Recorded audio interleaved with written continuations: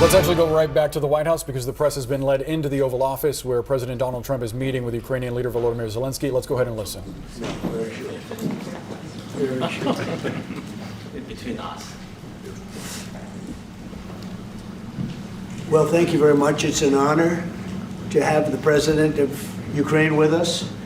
We've had a lot of good discussions, a lot of good talks, and I think progress is being made, very substantial progress in many ways.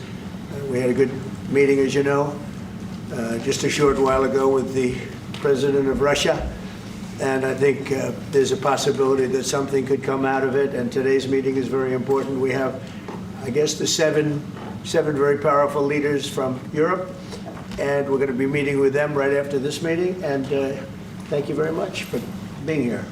Thank you so much, Mr. President. If I can, first of all, thank Please. you for invitation and thank you very much for your efforts, personal efforts to stop killings and stop this war. Thank you. And using this opportunity, many thanks to your wife, First Lady of the United States. She sent a letter to Putin about our children, abducted children, and my wife, she, First Lady of Ukraine, she gave the letter. Right. It's not to you, to your wife. Oh, I want it. Yeah. So we are saying this sensitive topic.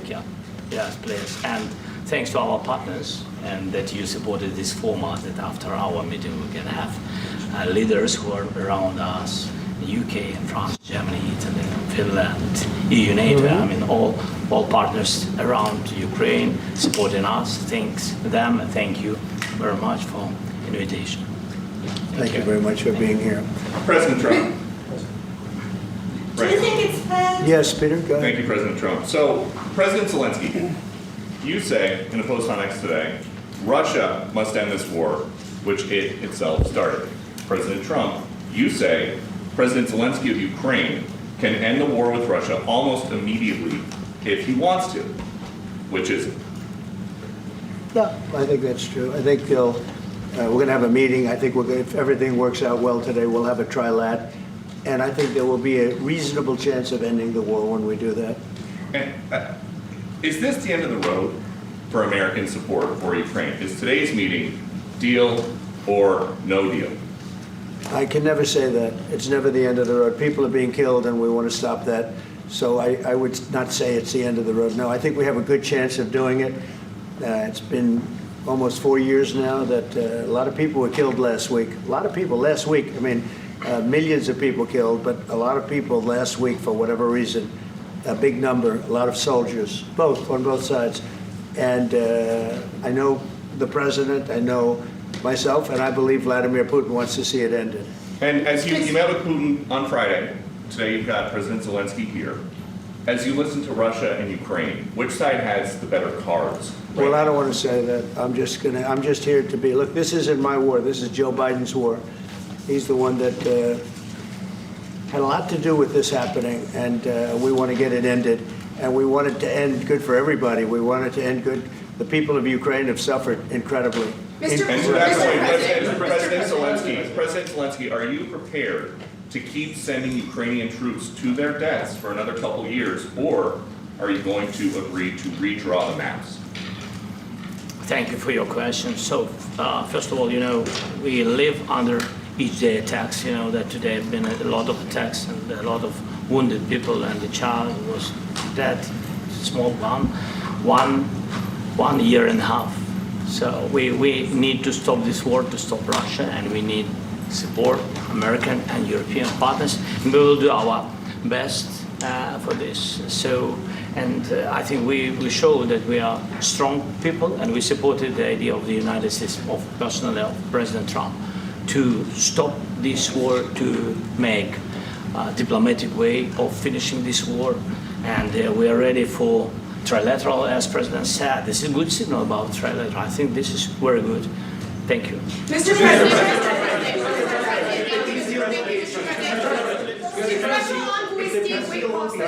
Yes, if the peace deal will be achieved, are you going to be willing to send American peacekeepers to Ukraine? Well, we're going to work with Ukraine. We're going to work with everybody, and we're going to make sure that if there's peace, the peace is going to stay long term. This is very long term. We're not talking about a 2-year peace and then we end up in this mess again. We're going to make sure that everything's good. We'll work with Russia. We're going to work with Ukraine. And we're going to make sure it works. And I think if we can get to peace, it's going to work. I have no doubt about it.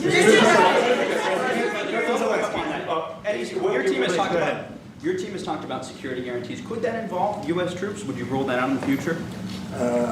We'll let you know that maybe later today. We're meeting with 7 great leaders of great countries also, and we'll be talking about that. They'll all be involved, but there'll be a lot of help. When it comes to security, there's going to be a lot of help. It's going to be good. They are first line of defense because they're there. They're Europe. But we're going to help them out also. We'll be involved. Mr. President, Vladimir Putin mentioned that the war will not end without addressing the root causes of this war. Have you had an understanding what are the root causes of this war? Well, look, the war is going to end. When it ends, I can't tell you, but the war is going to end, and this gentleman wants it to end, and Vladimir Putin wants it to end. I think the whole world is tired of it, and we're going to get it ended. It was, I've done 6 wars. I've ended 6 wars, and I thought this maybe would be the easiest one, and it's not the easiest one. It's a tough one. A lot of reasons for it, and they'll be talking about it for a long time. But they'll be talking about the others. Look, India, Pakistan. We're talking about the big places. When you look at, you just take a look at some of these wars. You go to Africa and take a look at that. Rwanda and the Congo, Republic of the Congo. That's been going on for 31 years. And so we've done a total of 6, and we really have 6, not including the fact that we obliterated, and it turned out to be a total obliteration, the nuclear, as you said, the future nuclear capability of Iran. And this one, I think we're going to get solved also. I feel confident we're going to get it solved. Thank you, Mr. President. Can you tell us about your conversations with European leaders and what they need to see to support an end to the war? Yeah, well, we're going to be meeting with a great representative group and 7 very powerful, very big countries, and great people, all friends of mine and friends of yours. And we're going to have some suggestions made. They want to see peace. They would like to see peace. President Trump, when did Russia, you said last In night the red, in the red. President Trump, do you think it's fair for Ukraine and for Russia to achieve a lasting and durable peace if Ukraine cedes its territories that Russia hasn't yet conquered? Do you think it's a fair peace for Ukraine? We're going to have a lasting peace. Just to answer the first part of your question, we're going to have a lasting peace. I hope it's going to be immediately. I hope it doesn't have to go on. And I think people of the whole world is going to be very happy when that's announced. You posted on social media, Mr. President, a very touching letter from the First Lady. And the letter was hand-delivered to President Putin. And it calls for an end to the war, essentially, because of the children and the children's future. Why did the First Lady feel that letter was necessary? Was it because she believes that Mr. Putin is the aggressor in the war? Is a similar letter being hand-delivered to President Zelensky? So the First Lady felt very strongly. She's watched the same thing that you watch and that I watch. I see things that you don't get to see, and it's horrible. But when she's got a great love of children, she has a wonderful son that she loves, probably more than anybody, including me. I hate to say it, but she loves her son. She loves children, and she hates to see something like this happening. And that goes for other wars too. I mean, she sees the heartbreak, the parents, the funerals that you see on television. Always funerals. We want to see something other than funerals. No, she felt. It was a beautiful letter. It was very well received by him. And she did ask me to say, she would love to see this end. She would love to see it end. And she says it very openly, very proudly, and with great sorrow because so many people have been killed. Mr. President, last week, Brian, go ahead, Brian.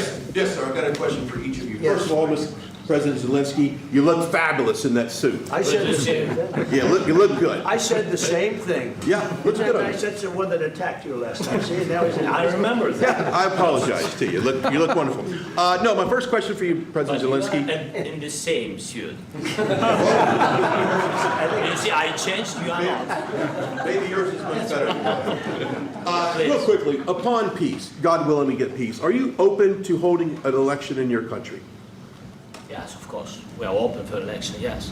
We have to do safety circumstances, and a little bit we need to work in the parliament, because during the war you can't have elections, but we can do security. We need, maybe, how to say, we need a truth, yes, everywhere, in the battlefield, in the sky, in the sea, yeah, to make possible for people to do democratic, open, legal elections. So you say we are ready. during the war you can't have elections. So let me just say 3.5 years from now. So you mean if we happen to be in a war with somebody, no more elections? Oh, that's good. I wonder what the fake You like news this is. idea? Yeah. No. Speaking of news, I got a question for you. This sounds insane for me even to ask this, but do you think the American media really doesn't even want a peace deal because they've seen they've been so critical of you every step of the way as you lead the charge for peace? It's an amazing phenomenon. I said that if in the settlement you got Moscow, St. Petersburg, and thousands of miles around them, they would say I made a bad deal.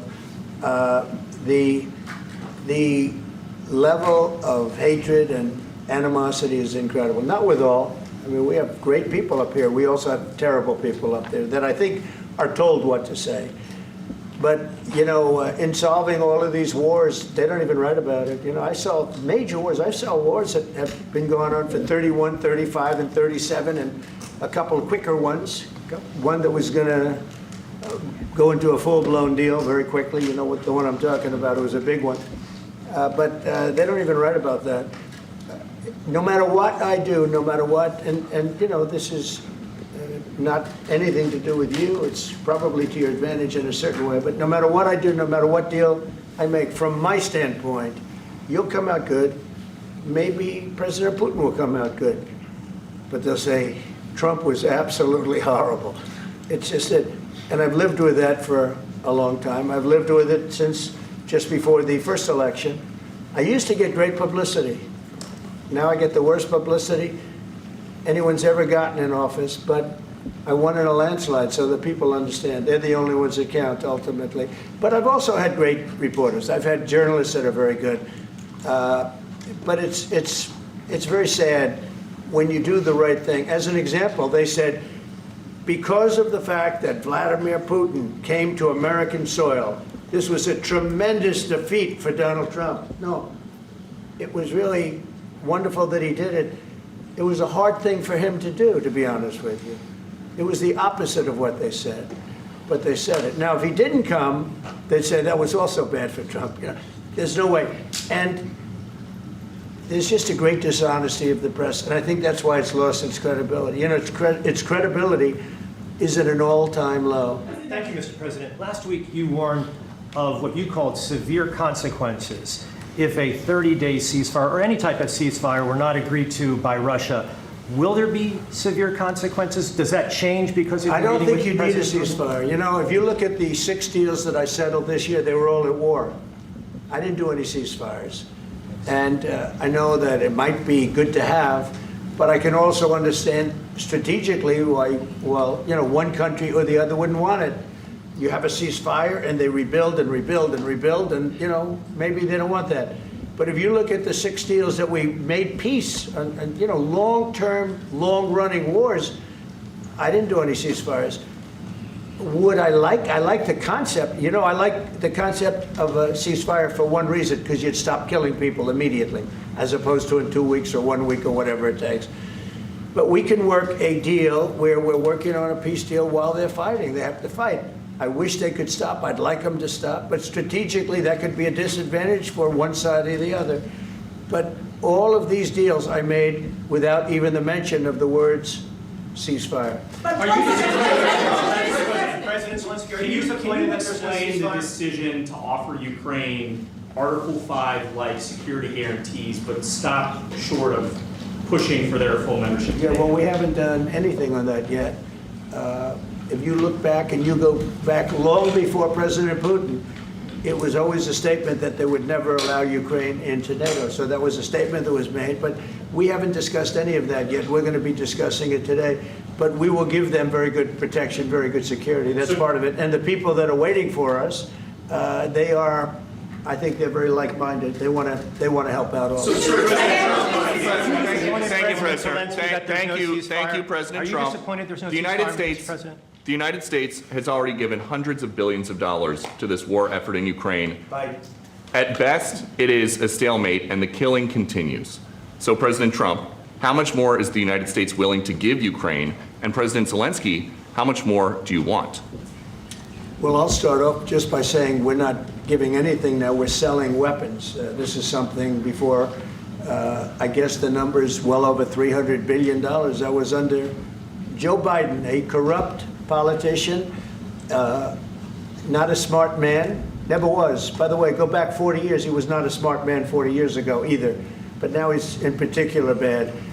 This was done by a corrupt administration that shouldn't have been in, and frankly, if the right results of the election were given, if I were president, this war would have never taken place, and he would have been very happy because he would have liked to have seen. I mean, they went through hell. He went through hell.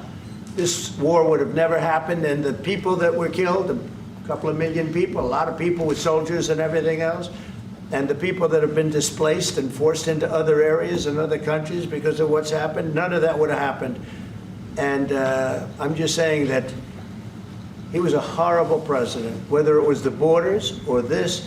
He was just a horrible, corrupt president. Mr. President, You want to Yeah, I can. Thank you so much. So first of all, we have possibility now to buy weapon from the United States. We are thankful for this program and this opportunity. We are thankful for Europe. They pay for this.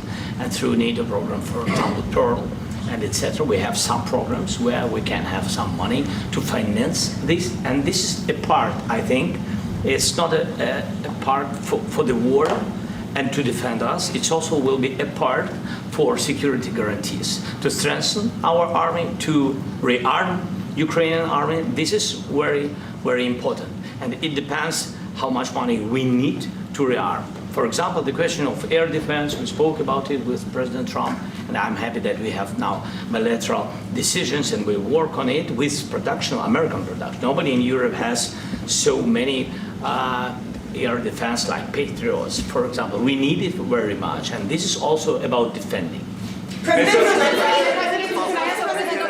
I think the good news, we make the best military equipment in the world by far. You mentioned the Patriots. How good are they? Systems. We have systems, they're literally 100% foolproof. And it's really like shooting two bullets, two bullets hitting each other in the air in a space like this. The chance is 100%. It's 99 to 100%. So we sell the equipment to NATO. And NATO does what, I don't know what the arrangement is that you have with, but I know that they want you to have the equipment. And we're getting the best equipment in the world, but they pay us for the equipment. Under Biden, it was just crazy what was going on. I believe the number is over 300. I think it could be $350 billion worth of equipment and money and everything else. And we've made more progress in settling this war in the last 2 months than they made in 4 years. This should have been settled a long time ago, but it should have never happened. Yeah, please. Mr. President, what guarantees do you need from President Trump to be able to make a deal? Is it American troops, intelligence, equipment? What is it? Everything. And really, it includes two parts. First, strong Ukrainian army. That's what I began to discuss with your colleagues. And it's a lot about weapon and then people and training missions and intelligence. And second, we will discuss with our partners. It depends on the big countries, on the United States, on a lot of our friends. And Mr. President, are you willing to commit American troops to that NATO-like protection in order to get President Zelensky to a deal today? Well, I don't know if you define it that way, but NATO-like, I mean, we have people waiting in another room right now. They're all here from Europe, biggest people in Europe, and they want to give protection. They feel very strongly about it, and we'll help them out with that. I think it's very important. I think it's very important to get the deal done. You've been involved with the peacekeeping in Ukraine since your first day in the administration. What would you say to the Ukrainian people right now who are suffering under the Russian attacks and hoping that the American people will stand with them? Well, I know Ukrainian people. I've known many over the years. They're great people. They're smart. They're energetic. They love their country. I mean, they love their country, and we want to get this war ended. That's all I can do. I love the Ukrainian people, but I love all people. I love the Russian people. I love them all. I want to get the war stopped. Very important. Mr. President, was there any aspect of your discussion with Vladimir Putin that left you disappointed? Look, we just spoke to, I was just telling the president, I just spoke to President Putin indirectly, and we're going to have a phone call right after these meetings today. And we may or may not have a trilat. If we don't have a trilat, then the fighting continues. And if we do, we have a good chance. I think if we have a trilat, there's a good chance of maybe ending it. But he's expecting my call when we're finished with this meeting. Thank you very much, everyone.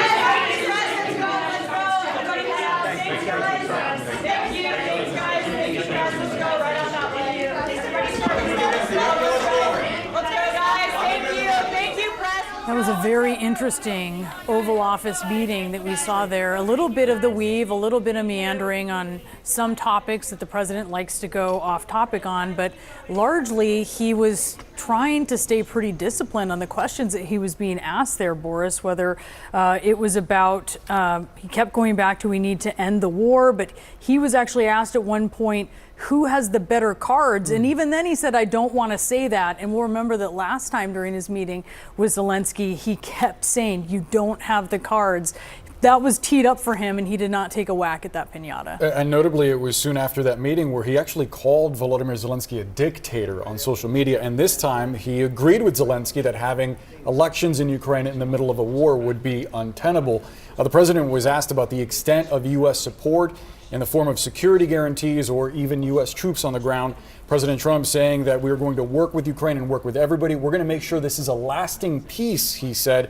As you well know, Vladimir Putin is not one to keep agreements historically when it comes to Ukraine. So President Trump saying here, though unspecific, that he is trying to ensure peace for the region.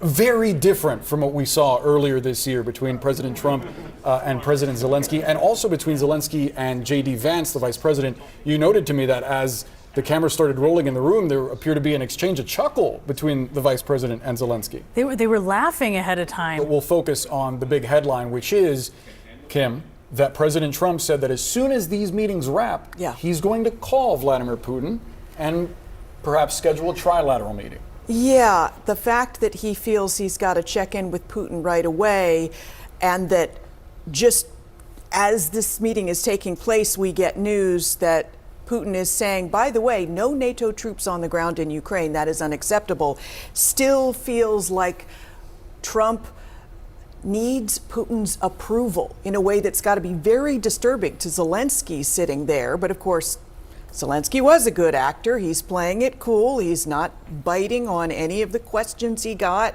And hopefully what's going to happen is they're going to go into this meeting with European officials, and the Europeans are saying, we need to put these troops on the ground inside Ukraine, and it's not Vladimir Putin's business. What did you think, Jeff?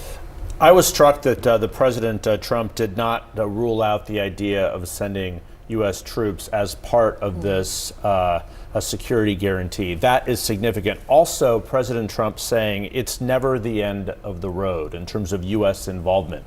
There are many people in the president's orbit who would like him to essentially wash his hands and move on from this. So I thought that was significant. But I think, thinking back to that February 28th meeting, that it didn't necessarily get off on the wrong foot, but it certainly ended that way. But President Zelensky was so intent on making sure this started right by presenting President Trump with a letter from the First Lady of Ukraine to First Lady Melania Trump. And he used that as a mechanism to point out and highlight, raise attention to a letter that Melania Trump wrote to President Putin that President Trump hand-delivered, and she asked him for the children.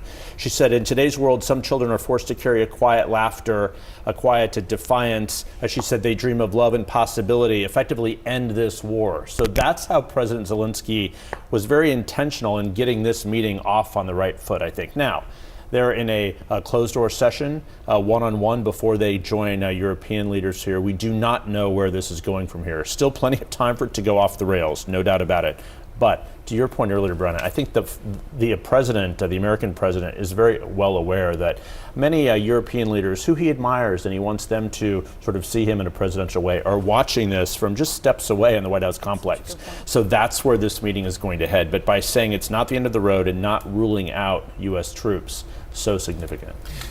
Colonel, your thoughts? Yeah, I think Jeff is exactly right. This is a major change, and so when you look at the political dynamic and all of the things that are related to putting U.S. troops potentially on the ground in a place like Ukraine, there was a lot of reluctance not only in the Trump administration to do something like this, but a lot of reluctance even in the Biden administration to even consider something like that. So we're seeing you almost want to call it the internationalization of Donald Trump happening right in front of our eyes here. And when you see that, it really shows that there is a potential for him to reclaim a leading role, at least in Europe and perhaps in the world. And perhaps there's been I almost want to call it a change of heart in how to approach foreign policy and whether or not to use the military in a certain way. I mean, there have been arguments, for example, of whether or not to impose a no-fly zone over Ukraine.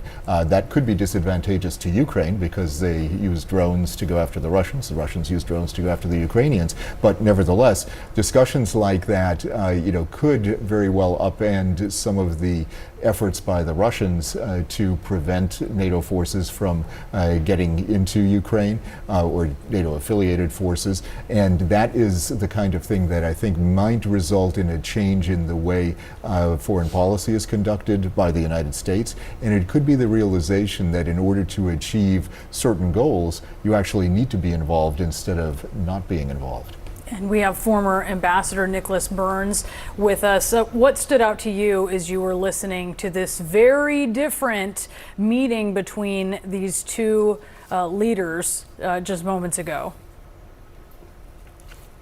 Well, Brianna, I thought actually they were very cordial with each other. In fact, President Trump, I would say, was warm with Zelensky, and that's a far cry from late February. And it's important. It sets a tone, and it's a message that President Trump is treating President Zelensky in a very positive way, which is good. Second, I do agree with Jeff and others that the fact that President Trump is now willing to consider an American role, unspecified, it could be to a security force in Ukraine that could police an eventual ceasefire or peace agreement, exceedingly important. The European leaders who are waiting in the White House today are willing to put an ad hoc military force on the ground, but they need intelligence support and air support. That would be very consequential. And frankly, it puts pressure on Putin, which is a good thing. I felt on the negative side, President Trump again has turned on a dime. He's no longer supporting a ceasefire. He's supporting something much more difficult that plays into Putin's hands, and that's a peace agreement, which is far, far away from where the two sides are right now. And I was disappointed in that because it rewards Putin and it rewards his aggression in Ukraine, and it puts President Zelensky in a very difficult position politically back at home. I'd say finally, I found, as someone who's worked for both parties, a Republican and Democrat in a foreign service career, I found President Trump's remarks about President Biden and about the American press corps to be completely unfair and really unpresidential, and I wish he would stop doing it. Ambassador, I wanted to ask you about one specific bit of reporting that we got from Special Envoy to the Mideast, Steve Witkoff, who's been instrumental in these conversations and facilitating these conversations with the Kremlin. He talked about, for the first time, the Russians agreeing to an Article 5-like agreement that would essentially guarantee Ukraine's security by making it so that if Ukraine is attacked by Russia, other countries would immediately defend it. I wonder if this Article 5 language is adopted, and we should point out that President Trump didn't directly answer a question about any Article 5 language during that press availability. If that is adopted, why would the Russians support that and yet prevent Ukraine from joining NATO? Aren't they effectively guaranteeing the same security for Ukraine? Well, Boris, I don't think any eventual ceasefire agreement or peace agreement can rest on the word of Vladimir Putin.